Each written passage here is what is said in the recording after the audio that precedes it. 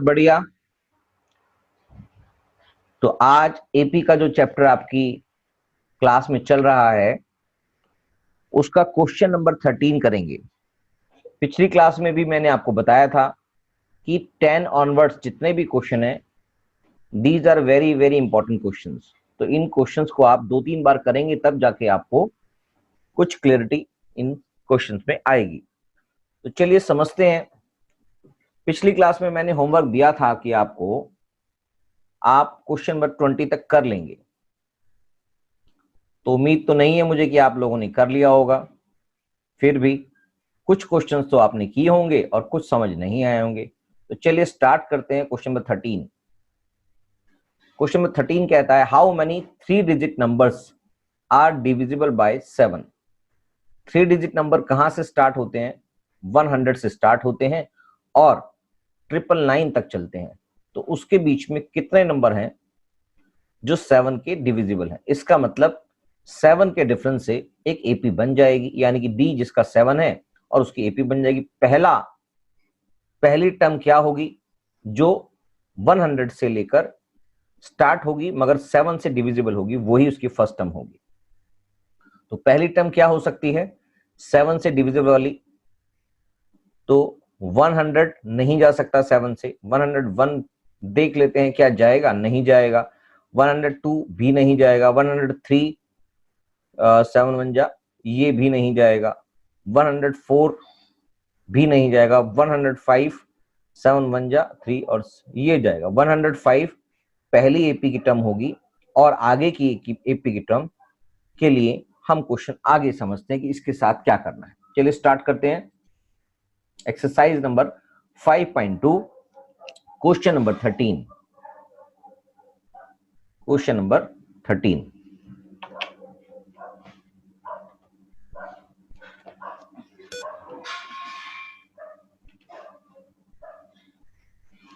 Right. तो question number 13 के हिसाब से फर्स्ट टर्म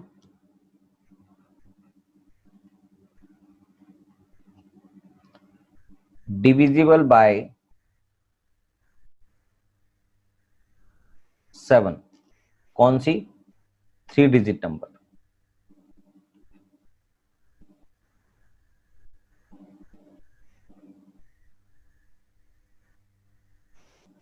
जो होगी 105। अभी आपने इसको देखा। उसके बाद अगर मैं लास्ट टर्म समझूं, लास्ट टर्म डिविजिबल बाय 7, वो भी 3 डिजिट नंबर। वो कितना होगा? तो उसके लिए मैं इसको 7 से डिवाइड करके देख लेता हूं। जो सबसे बड़ा 3 डिजिट नंबर है उसको मैं 7 से डिवाइड करके देख लेता हूं। 7 1 जा 7, 2 और 9, 7 4 जा 28, बचा 1 और 9, 7 2 जा 14, बचा 5। इसका मतलब अगर मैं इस नंबर में से 5 नंबर कम कर दूं तो ये डिविजिबल बाय 7 कंप्लीट हो जाएगा। यानी कि 999 माइनस 5 जो इसका बैलेंस रिमेनिंग अमाउंट बचा है, रिमाइंडर जो है इसका, अगर मैं इसमें से इसको माइनस कर दूं तो जो भी वैल्यू आएगी 994 इज डिविजिबल बाय 7। क्योंकि अगर ये रिमाइंडर नहीं बचता इसका मतलब 0 होता। वो कब होता? जब यहां पर 5 कम होता, यानी कि यहां पर 14 होता तो हो जाता। तो इसका मतलब ये 994 होगा।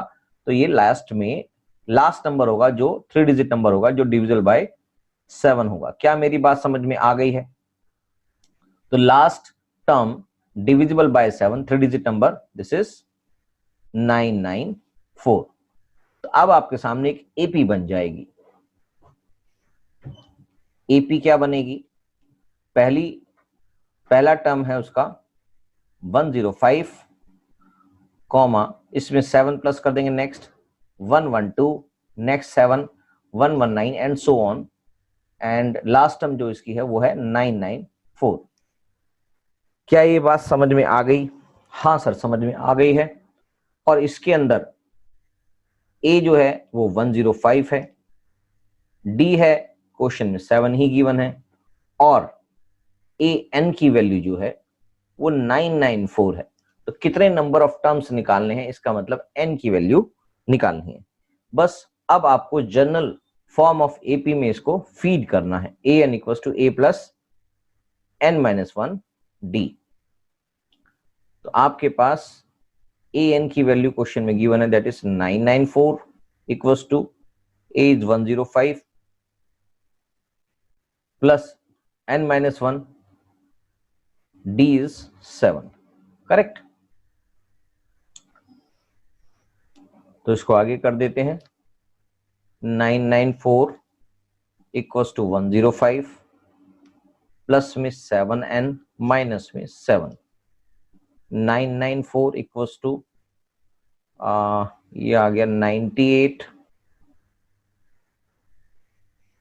प्लस 7n, 994 माइनस में 98 इक्वल्स टू 7n, 98 यानी कि 4 और चले गए, यानी कि हो गए 8, 96 इक्वल्स टू 7, या इसको ऐसे कर देंगे डायरेक्ट ही, divided by 7 equals to n,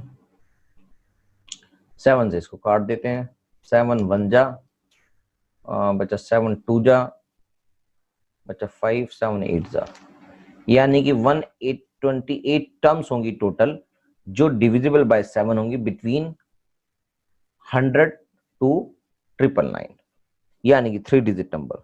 so 128 3 digit numbers are divisible by 7, right. तो ये question number 13 complete. Question number 14 देख लेते हैं क्या कहता है। क्वेश्चन नंबर 14 बोलता है आपको, how many multiples of 4 lie between 10 and 250। Concept वही है इसके अंदर, यानी कि यहां मल्टीपल बोला गया है और वहां डिविजिबल बोला गया था। यहां पर भी सेम मतलब है, यहां पर डिविजिबल बाय 4 हो गया और वहां पर डिविजिबल बाय 7 था। यहां पर डिजिट्स हैं 10 टू 250 के बीच में। तो चलिए इसके अंदर फिर समझ लेते हैं इस क्वेश्चन को। क्वेश्चन नंबर 14,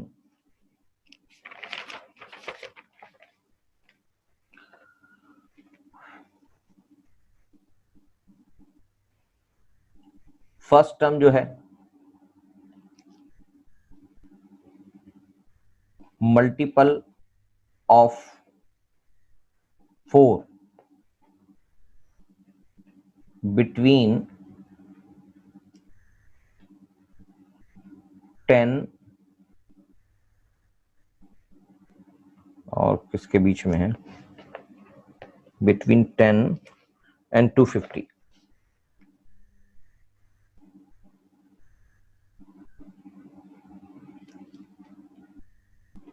इज, तो पहली टर्म 11 होगी, वो डिविजिबल बाय 4 नहीं होती, और दूसरी टर्म 12 है जो डिविजिबल बाय 4 होती है, is 12।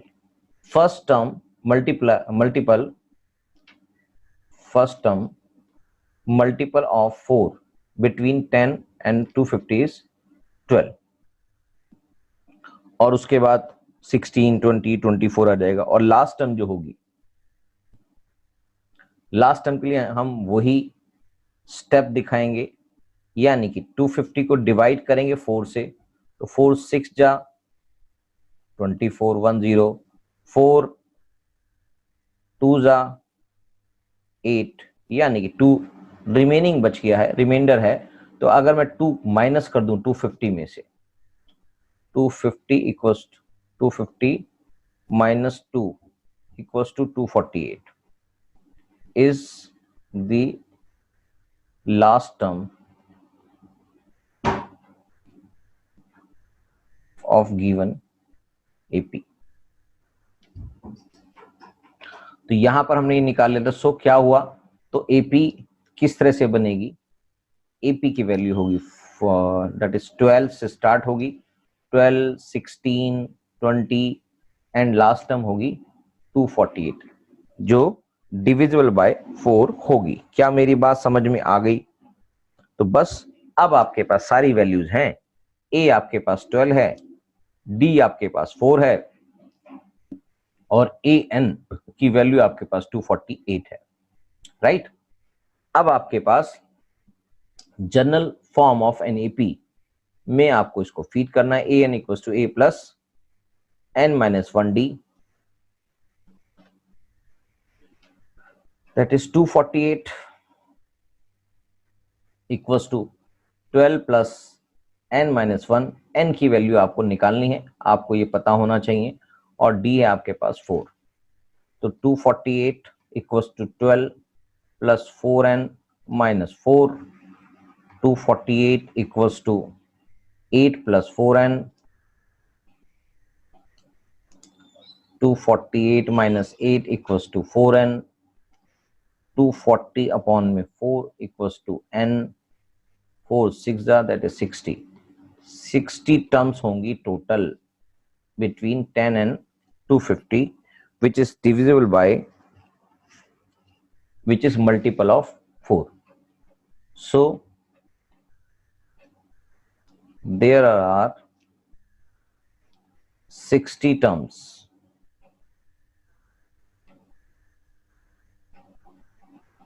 which is multiple of 4 between 10 and 250, correct? Question number 14 भी कंप्लीट हो गया है। क्वेश्चन नंबर 15 देख लेते हैं।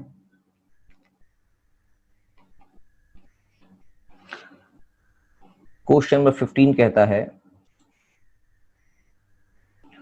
For what value of n are the nth term of two APs 63, 65, 67 and so on and 3, 10, 17 and dash equal। कौन सी nth term अगर इन AP के अंदर चल रही है, कौन से नंबर वाली टर्म इक्वल आएगी? तो ये तो अभी स्टार्ट हो रही है 3 से और इसके अंदर गैप है 7 का, और ये स्टार्ट हो रही है 63 और इसके अंदर गैप है 2 का। तो कहीं ना कहीं आके ये दोनों टर्म सेम आ जाएंगी। वो वाली टर्म का नंबर निकालना है आपने, कौन से नंबर पे ऐसा होगा। चलिए देखते हैं।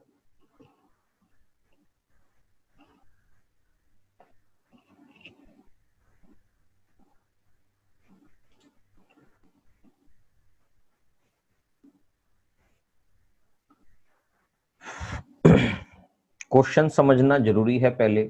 तो क्वेश्चन में एक टर्म दे रखी है आपके पास 63, 65, 67 एंड सो ऑन। यहां पर ए आपके सामने 63 है, डी आपको 65 माइनस 63 करने पे मिल जाएगा जो अगेन यहां पर 2 है, और आपके पास nth टर्म निकालनी है, nth टर्म निकालनी है इसकी। तो nth टर्म क्या होगी ऑफ दिस एपी? वो होगी A N equals to A plus N minus 1 D. तो ए एन की वैल्यू क्या हमें पता है? हमें नहीं पता है। ए की वैल्यू हमें पता है, प्लस में एन की वैल्यू भी हमें नहीं पता है, डी की वैल्यू हमें पता है।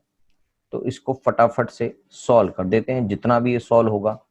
2n minus 2 a N equals to 61 plus 2n। इसको हम इक्वेशन 1 मान लेते हैं, और गिवन एपी दूसरी है। गिवन एपी जो है गेन आपके पास जो है वो है दूसरी एपी 3, 10, 17 एंड सो ऑन। इसके अंदर भी सेम रूप से जो इसकी nth टर्म होगी, nth term will be an equals to a plus n minus 1d, right? तो an पता नहीं है, ए की वैल्यू 3 है, एन की वैल्यू पता नहीं है, डी की वैल्यू यहाँ पर 7 है। क्या बात समझ में आ गई? तो फर्दर इसको सॉल्व करने पर हमारे पास आ जाता है 3 + 7n - 7, a N equals to -4 आ रहा है, प्लस में 7n। तो हम इसको इक्वेशन नंबर 2 बोल देते हैं। क्वेश्चन ने बोला है अकॉर्डिंग टू क्वेश्चन कि कहीं ना कहीं इनकी nth टर्म इक्वल होगी, तो इसका मतलब दोनों की nth टर्म है और उसको इक्वल रखना है। तो पहली इक्वेशन क्या है? From first and second 61 + 2n from 1 and 2,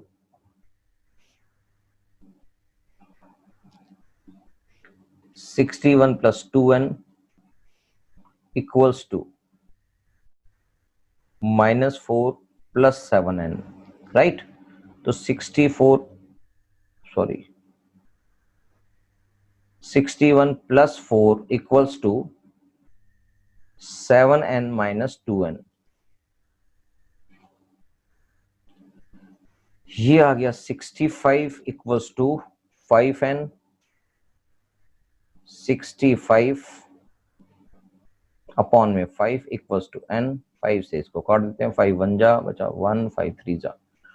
तो 13 पोजीशन पे आके दोनों एपीस की वैल्यू इक्वल होगी। तो n equals to 13 is the answer. Therefore 13th term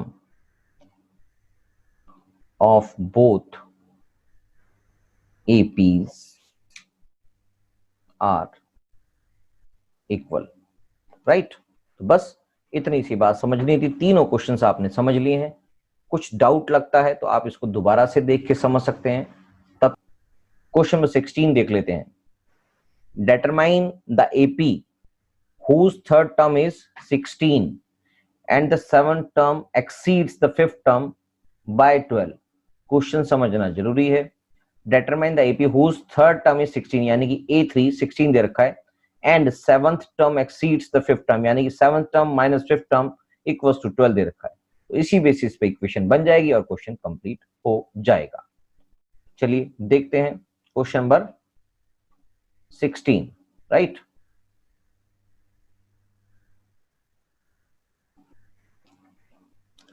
question में गिवन है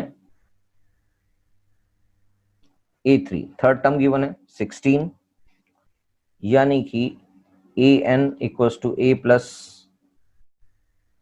n - 1d,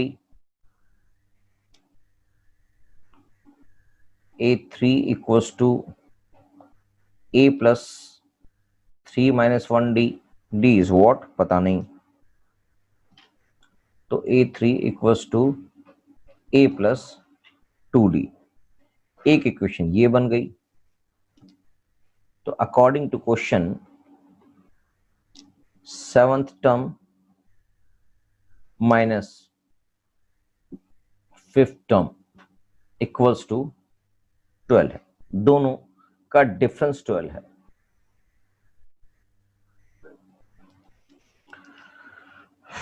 तो सेवंथ टर्म का फॉर्मूले के हिसाब से A7 - A5 इक्वल्स टू 12 है। A7 की वैल्यू होती है a प्लस 7 - 1d और A5 की वैल्यू हो जाती है a plus 5 - 1d equals to 12 है। तो a plus 6d minus a plus 4d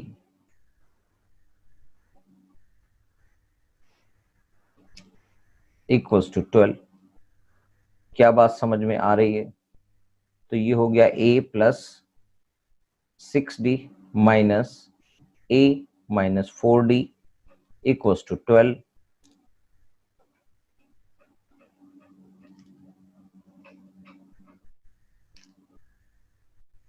ए से ए कट गया, 4d यानी कि 2d इक्वल्स टू 12 और d equals to 12/2 that is 6।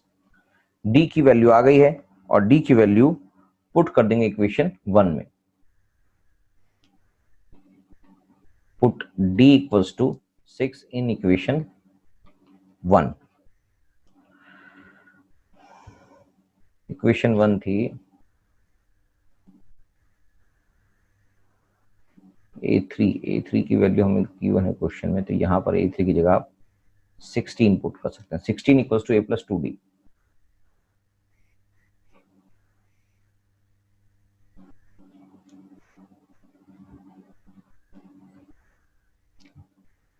Sixteen equals to a plus 2d, तो 16 equals to a plus 2 into 6, 16 equals to a plus 12, 16 minus 12 equals to a that is 4। a की value भी आ गई है, d की value भी आ गई है। तो अब देर किस बात की है एपी बनाने के लिए? तो a की वैल्यू क्या है 4, d की वैल्यू क्या है 6, तो AP will be 4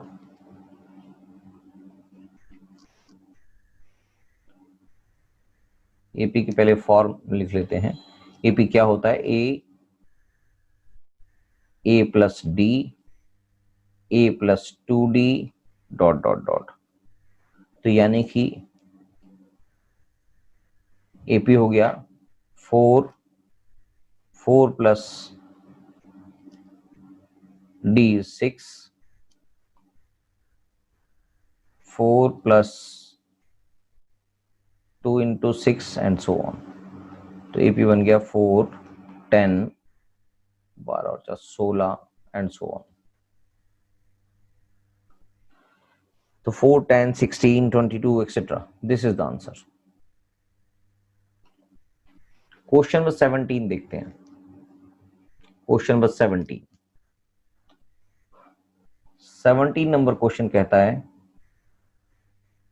find the 20th term from the last term. Last term से पूछा है तो उसको रिवर्स करना पड़ेगा, जैसा कि आपने एग्जांपल में क्वेश्चन किया था of the AP. 20th term from the last. Given AP है आपके पास 3, 8, 13 and so on up to 253, यानी कि ये इंक्रीजिंग ऑर्डर में दिखाई दे रही है।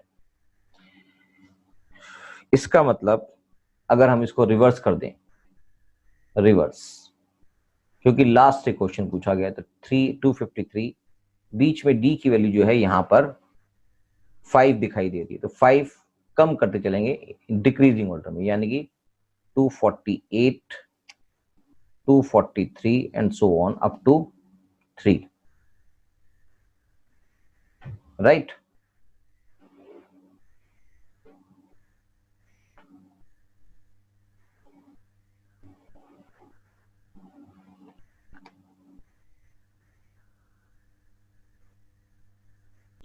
तो ये रिवर्स हमने कर दी है।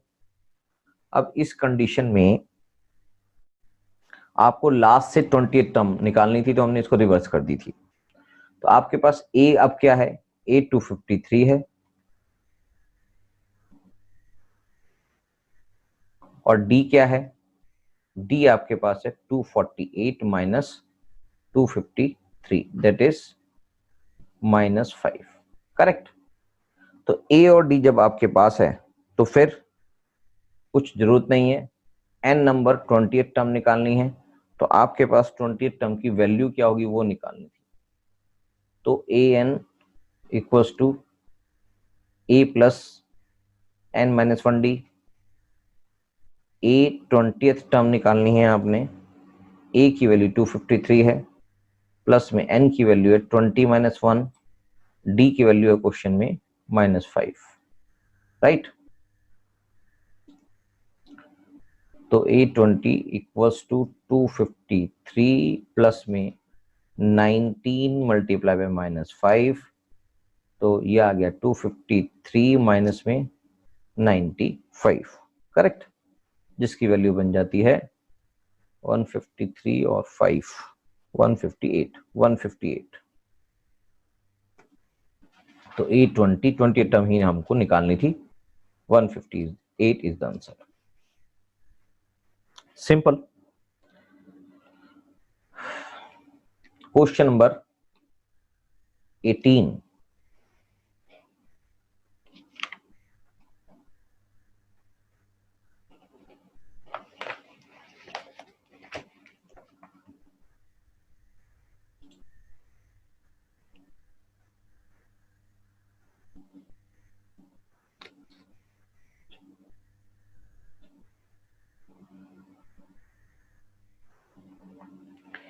क्वेश्चन बोलता है the sum of the fourth and eighth term of an AP is 24, यानी कि fourth term plus eighth term equals to 24 दिखाई दे रहा है, and the sum of sixth and 10th term is 44, यानी कि six term plus 10th term equals to 44। Find the first three terms of an AP, यानी कि इन दोनों की वैल्यू से एक लीनियर इक्वेशन जो बनेगी उससे ए और डी निकाला जाएगा और उसके बाद नई एपी बनाई जाएगी। क्या मेरी बात समझ में आ गई? उसकी थ्री टर्म्स लिखनी है सब। चलिए आगे का पार्ट कर लेते हैं। क्वेश्चन में क्या मतलब है इसका? है सिंपल सा क्वेश्चन, बस एक बार समझना होता है कि क्वेश्चन में करना क्या है आपने। चलिए क्वेश्चन नंबर 18 कर लेते हैं। क्वेश्चन नंबर 18 में लिखा है the sum of fourth and eighth term, यानी कि A4 plus A8 equals to 24। तो A4 हो जाता है A plus 4 minus 1D plus में A प्लस 8 माइनस 1D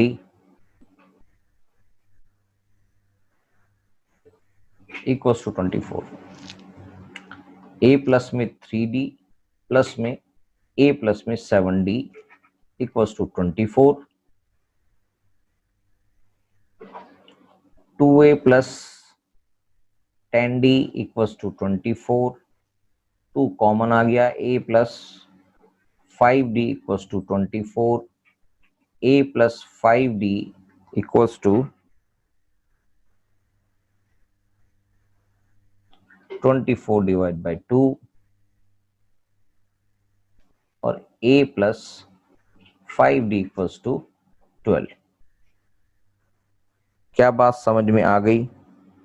तो इसको इक्वेशन 1 मान लेते हैं। क्वेश्चन में दूसरी चीज दे रखी है the sum of sixth and 10th term, यानी कि according to question again A plus sorry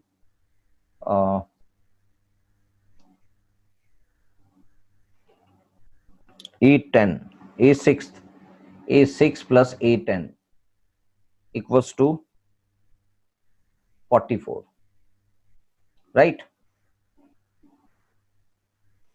तो A plus 5D समझ आ चुका होगा इसका मतलब। अब तो आपको n-1D मैंने डायरेक्ट कर दिया है, प्लस में A plus 9D equals to 44 है। तो ये हो गया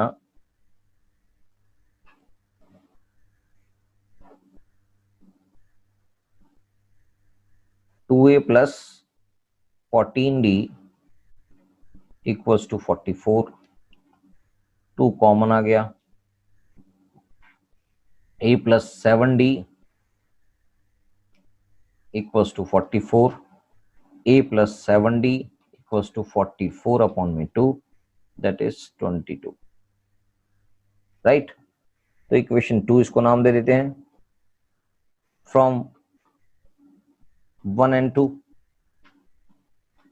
सबट्रैक्ट ऐड जो भी करना है कर दो, एक अपने आप वेरिएबल खत्म हो जाएगा। A plus 5D equals to 12, add ही कर देते हैं क्या या सबट्रैक्ट कर देते हैं? सबट्रैक्ट कर देते हैं।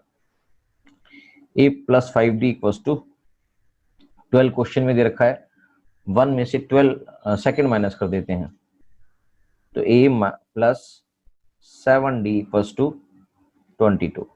साइन चेंज हो जाएंगे, ये आपस में कट गए, बचे -2d इक्वल्स टू -10, राइट।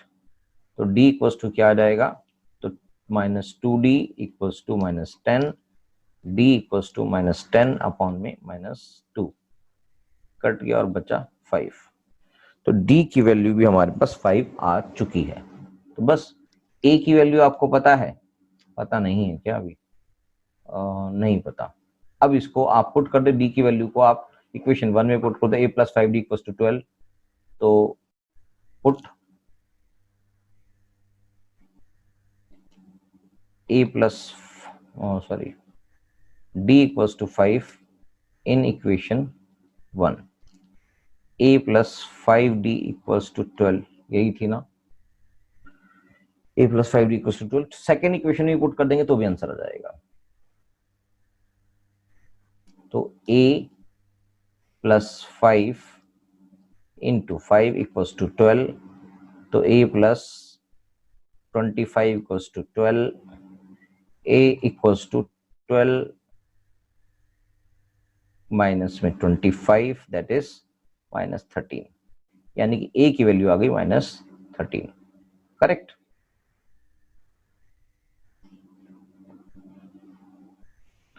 अब आपको क्या करना है, बस आपको करना कुछ नहीं है। क्वेश्चन ने बोला है find the first 3 terms of an AP.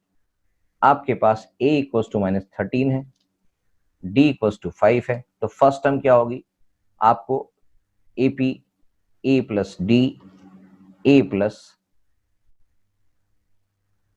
2d, first three terms. a की वैल्यू है 13, b की वैल्यू होगी -13 + 5, और तीसरी होगी -13 + 2 × 5, तो यह आ गया -13 -8 और 10 -3, तो यानी -3। हो गया कंप्लीट क्वेश्चन। क्या मेरी बात समझ में आ गई? इसके बाद की टर्म क्वेश्चन ने निकालने के लिए बोला नहीं है, 3 टर्म्स ही बोला है, एपी नहीं बोला है, तो हम एपी के फॉर्म में लिख तो देंगे। तो अगर चाहें तो आप इसको आगे भी लिख सकते हैं, यानी कि और भी आप इसको बढ़ा सकते हैं, तो आप a + 3d कर देंगे, यानी कि अगली टर्म हो जाएगी एंड सो ऑन, -13 + 3 × 5, जो बन जाती है -13 और 15, यानी कि 2 एंड सो ऑन। तो फर्स्ट 3 टर्म्स आ ही चुकी हैं। सो AP is -13 -8 -3 2 and so on. 2 question और रह गए हैं, तब तक आप इसकी प्रैक्टिस करें, अगले 2 क्वेश्चंस हम आपको समझा देंगे।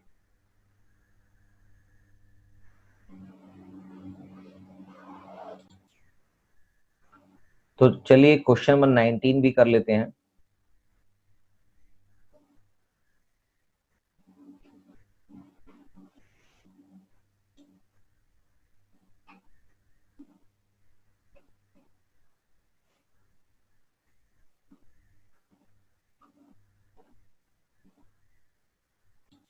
क्वेश्चन नंबर 19 में बोलता है Subbarao started work in 1995 at an annual salary of ₹5,000 and received an increment of ₹200 each year. In which year did his income reach 7,000? तो पहले क्वेश्चन को समझ लेते हैं कि क्या इसमें कोई एपी बनती है। हाँ, बिल्कुल बनती है। स्टार्टिंग फ्रॉम द ₹5,000, यानी 5,000 ए है, और उसके बाद हर साल 200 रुपए बढ़ता है, ₹200 बढ़ती है, तो अगली टर्म 5,200, उससे अगली टर्म 5,400, इस तरह से ही लास्ट टर्म बन जाएगी 7,000, यानी कि ए एन की वैल्यू गिवन है, ए गिवन है, डी गिवन है, तो आपको सिर्फ एन की वैल्यू निकालनी है। तो बस हो गया क्वेश्चन, अगर आज इतनी बातें समझ में आ गई हैं तो। क्वेश्चन नंबर 19,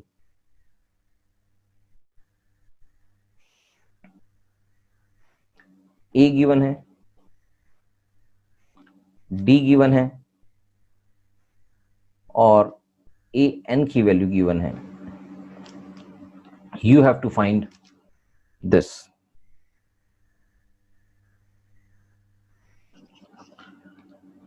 एपी दिखाई दे रही है 5000, 5200,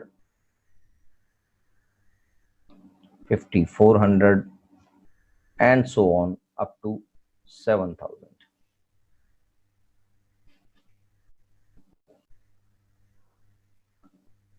तो A N equals to A plus N minus 1d. A N की वैल्यू 7000 है, इक्वल्स टू ए की वैल्यू आपके पास है 5000, प्लस में एन की वैल्यू आपको पता नहीं है और डी की वैल्यू आपके पास है 200, राइट. तो 7000 minus 5000 equals to 200 minus 200 N minus 200. तो ये आ गया 2000 plus 200 equals to 200 N.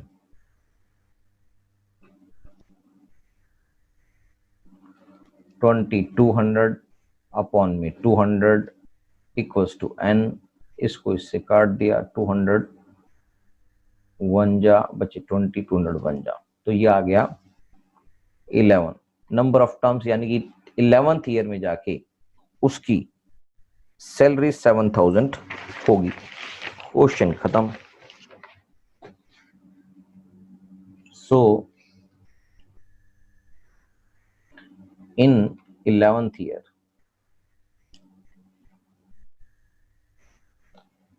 his salary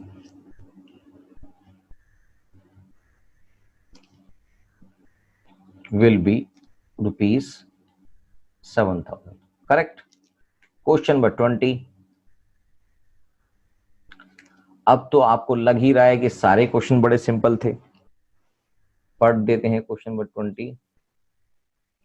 Ramkali saved ₹5 in first week of year, then increase her weekly savings by 1.75. यानी कि A given दे रखा है 5 और D given है 1.75. If in the nth week her weekly savings become 20.75, find n. यानी कि उनको पता है कि किसी दिन किसी एक वीक में उसकी जो सेविंग्स होगी वो 20.75 होगी. उस वीक का नंबर बताइए कौन से वीक में ऐसा होगा, कितने वीक में ऐसा होगा. तो क्वेश्चन में गिवन है ए इक्वल्स टू व्हाट 5 है और डी इक्वल्स टू 1.75 है और ए एन की वैल्यू भी क्वेश्चन में गिवन है कि यानी कि 20.75 कब होंगे. तो एपी क्या होगी, एपी होगी 5 और अगली वैल्यू होगी 6.75 और अगली वैल्यू हो गई 8.50 and so on up to 20.75. ये कब होंगे. तो A N equals to A plus N minus 1d. A N की वैल्यू गिवन है 20.75 equals to A is what 5 plus में एन की वैल्यू आ गई पता नहीं और -1 और डी की वैल्यू आपके पास 1.75. करेक्ट. तो 20.75 इक्वल्स टू 5 प्लस में 1.75 एन माइनस में 1.75. 20.75 इक्वल्स टू 4 और ये हो गया 3.25 प्लस में 1.75 एन और ये हो गया 20.75 माइनस में 3.25 इक्वल्स टू 1.75 एन. ये हो गया 17.50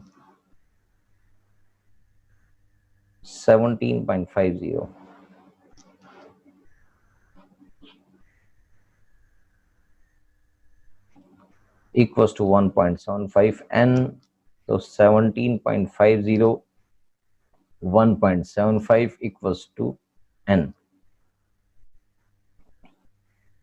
तो फाइनली ये 10 टाइम्स नजर आ रहा है इसका. तो 10 इक्वल्स टू n, यानी कि उसकी सेविंग्स कब होगी? एट दी, क्या है लिखा है इस savings, therefore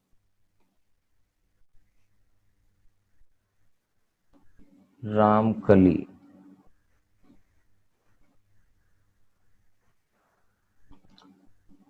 savings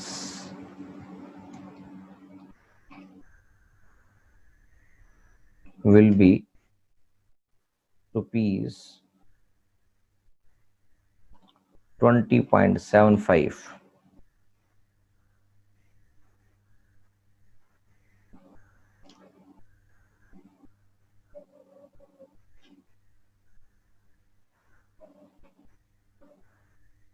at the end of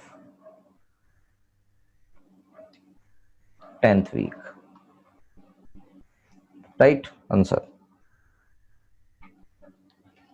week में पूछा है, कोई कितने वीक में होगा, तो हमने इसको nth वीक निकाल लिया, आंसर 10th वीक में होगा। तो चलिए 5.2 काफी बड़ी एक्सरसाइज थी, बहुत सारे क्वेश्चंस हमने कर लिए हैं, तो अब आपको कोई दिक्कत नहीं होनी चाहिए। क्वेश्चन को खत्म करें फटाफट। 5.3 सबसे ज्यादा इंपॉर्टेंट इस चैप्टर की एक्सरसाइज है, उसके लिए आपको एक और नया फार्मूला सीखना पड़ेगा। चलिए इसको कंप्लीट करिए और दोबारा से भी करिए, अगर किया हुआ है तो, किया हुई भी है तो भी, तब आपको ये बातें जल्दी जल्दी समझ में आने लग जाएंगी।